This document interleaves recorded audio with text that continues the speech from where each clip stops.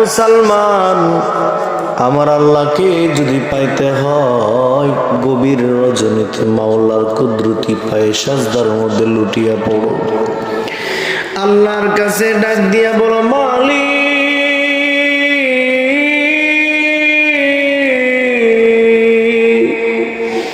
অন্যায় করে ফেলাইছি, জুলুম করে ফেলাইছি, তুমি যদি মাফ না করো আমি কার কাছে যাব? তোমার দরবার ছাড়া তুই গুনাহগার বান্দার আর কোনো দরজা খোলা নাই।